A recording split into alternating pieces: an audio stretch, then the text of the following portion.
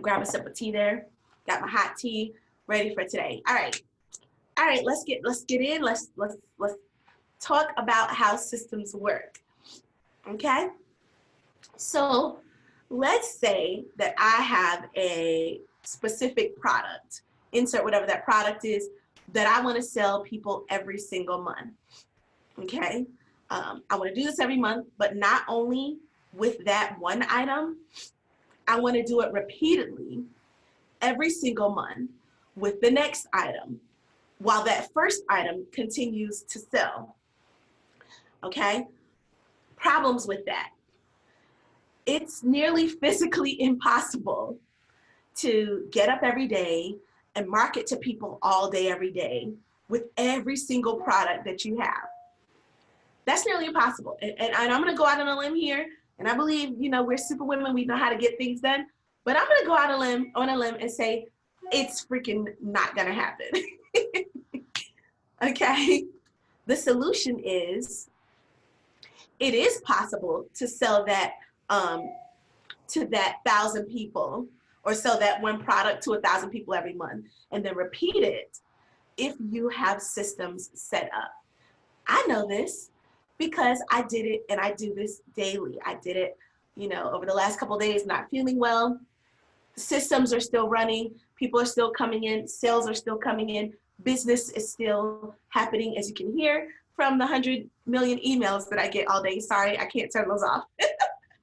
Okay, if I turn it off on my phone, then the computers go off or the iPad goes off. So it's not going to happen. Those are systems. Okay. The problem for most people is that they don't know how to set them up.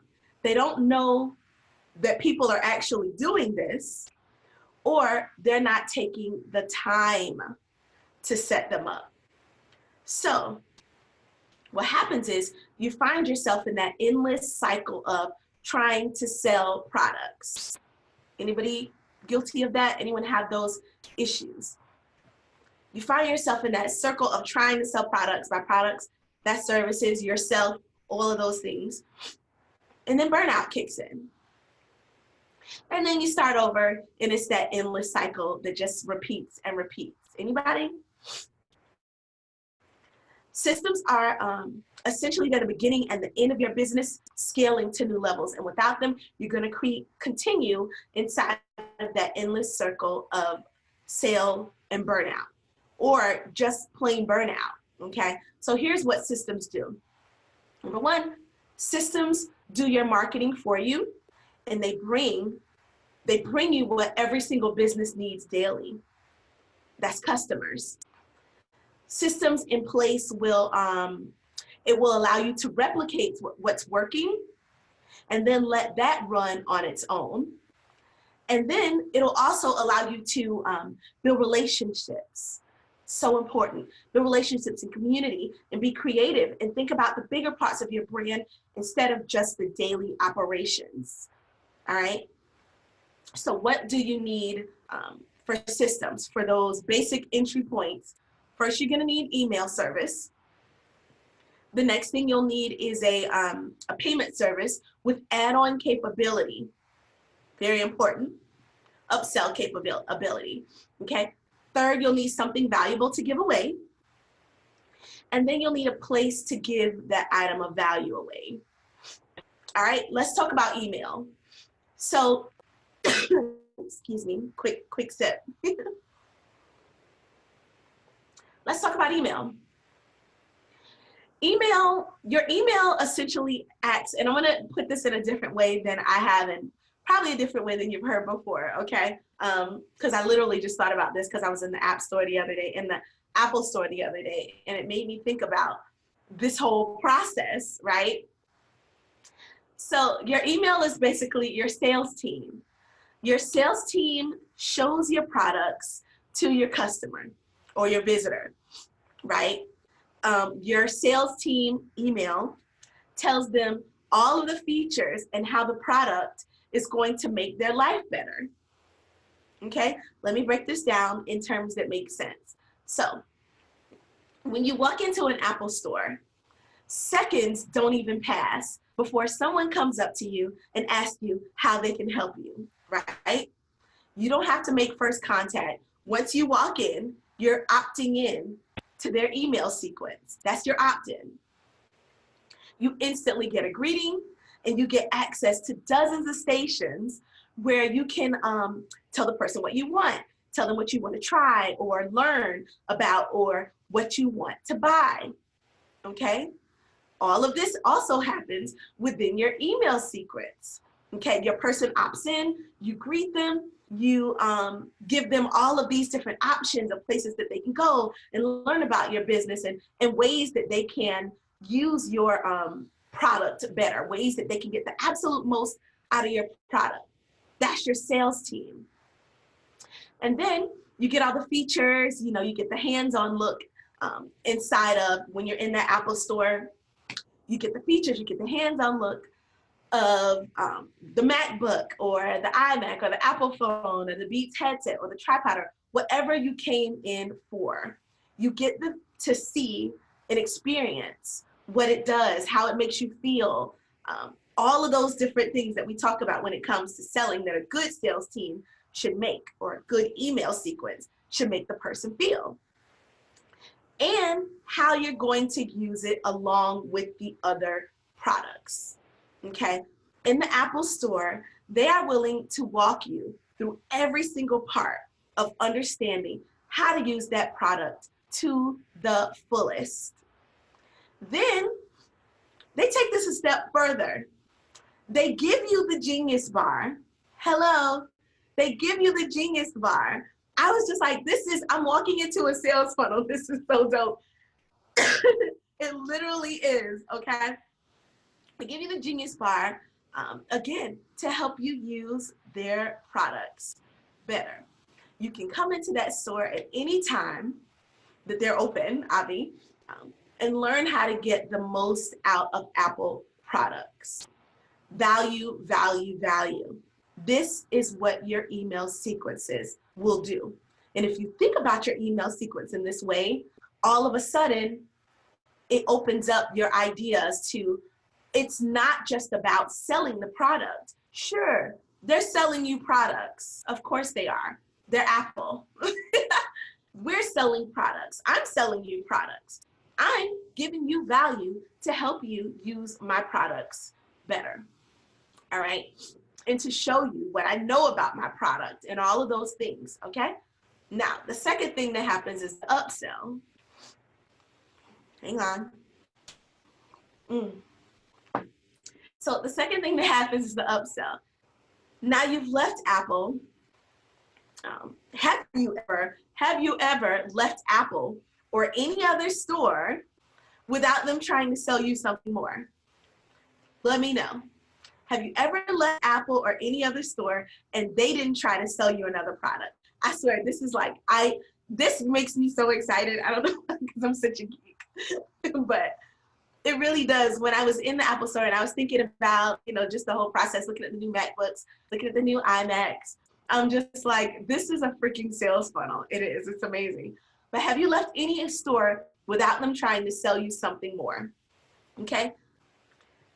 If you think you have, here we go. So they've asked you all these questions about what you need and want for your computer or for your other item, right? So they're asking you different questions about you the whole time, mentally putting together a picture of who you are. They are legit sizing you up from your clothes, from the way you speak, right? From the bags you're carrying, your behaviors, what you're saying, what you're telling them about what you do. They're like, okay, so they're probably in this price range. Like they're legit putting together a whole picture of you and what they want to sell you. They're sizing you up in all of their friendliness. They're thinking about what I'm going to sell to her. She's in this store. What am I selling her? That's what you're doing inside of your emails. You're watching those behaviors to see where your customer goes, see what they're subscribing to, who leaves on certain emails. Is it your tone? Was it something you said? If it was, that's your brand voice. Don't worry about it. Okay? Was it something you could have rephrased? Did you send one email out to an entire list when it should have just been segmented for one audience? It's the same exact thing. So now that the Apple Store rep has got a pretty good idea of what they can and can't get you to buy, they know what upsell to offer you to drive their sales up. Okay? They know your behaviors because they've seen it and sold it to 100 other people that week who had the same general behaviors. Yes, we're different, but there's some general behaviors there that they're, yep, category 1, category 2, category platinum. There's certain things that they're looking for. All right, and you're looking for those as well. They are not going to let you leave without going for the bigger sale, and neither should you. Okay, neither should you. The third thing, you're going to have something valuable to give away. You're going to have something valuable to give away to your audience initially. I touched on this with Apple. Instantly, it's the Genius Bar. Okay, they have the open computers and devices there for you to try out, for you to sample. I say this repeatedly, and I'm going to say it again. There's no such thing as too much information sharing.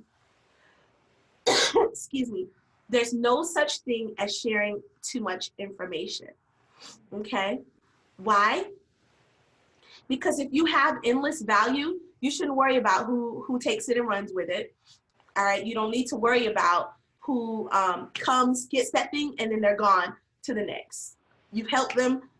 That's not the person who needs what you have to offer. There are still hundreds of thousands of other people who still need you to show them. Okay? They need you at the Genius Bar, walking them through step by step. All right? Apple isn't worried about who comes in and gets on their devices, even if it's other developers. Why? Because it's Apple. And their developers are currently working on a million other ideas that are light years ahead of what they have for us in the store today. I just gave myself a word too. Light years ahead of what they have in store. It's the same thing. And the more they talk about their capabilities, the more they show us how to use those things in our daily lives, the more we want in, right? It's exactly the same. The more your audience sees you, the more they hear from you and what you have to offer, and how your product benefits and transforms them, the more they want you. The more they look for you, the more you position yourself as the go-to for what you sell, the more they need you. So by all means, give value. This can be a lead magnet, like a lookbook or a how-to video, a guide or workbook that helps them deal with a specific issue that they came into the store for or opted into your email for. Apple gives them the Genius Bar. What can you deliver right away that helps the customer use your product better? And the final thing is that you need a place to give them value. So Apple offers their store, but they also have online tutorials and communities. Like, they have legit whole communities on their website, okay? So before people do business with you, they're usually gonna do their research. Anyone do their research when they met me? You do your research, right? They're gonna wanna look at the whole story of you to see if you're the person for them. So content is the win here. So give them a place to come into your business, all right? How do you do that?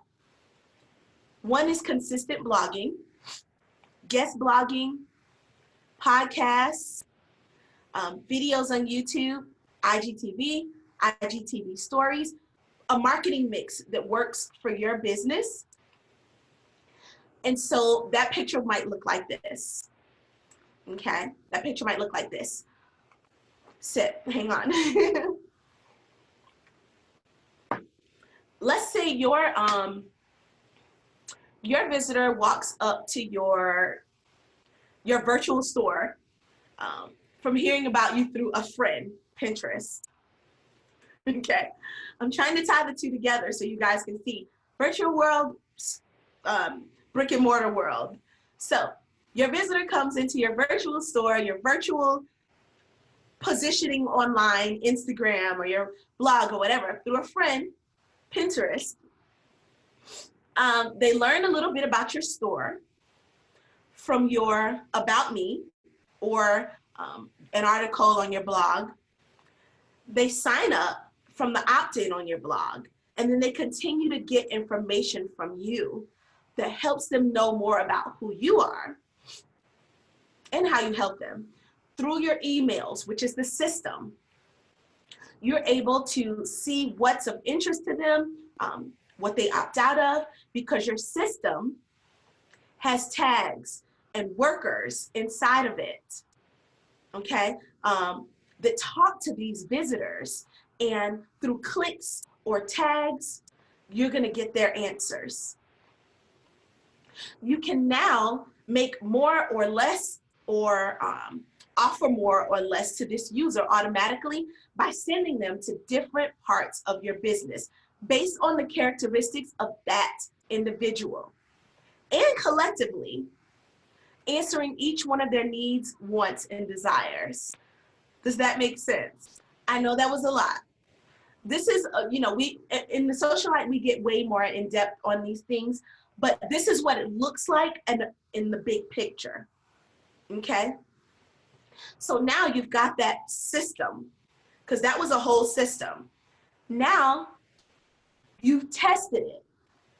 You know it works. So you're gonna send it out to work for you as your sales team, as your first run Apple. Hi, welcome to Apple. Okay, you're gonna send that sales team out to do the work for you. You'll run an ad to the system, television, commercials, product placement, those are ads come into the system to let you know Apple has something new. Your ad might be Facebook or Instagram or product placement. Now you're gonna run an ad to the system or your newly created sales funnel, and every single day, new customers come into that while you go and you help the next customer for the next product. One who perhaps came into the store for a new keyboard instead of the computer. We started with the computer. And just maybe if you understand this customer, the one that came for the keyboard, if you understand them and you understand how they move, now you can sell them a whole computer. See how that works? Systems, email, build a connection with the audience that needs you. Not just bombard them with sales every day or week, but value on your industry, constantly sending them to other parts of your business. Okay. Sales platforms help you upsell customers to turn a $50 purchase into a $500 purchase. Value and positioning, so much content that no matter what they're looking for, that falls under the umbrella of what you teach or sell, they can find content on it from you. Even if there are other sources on it, you are the one that they're going to begin with always.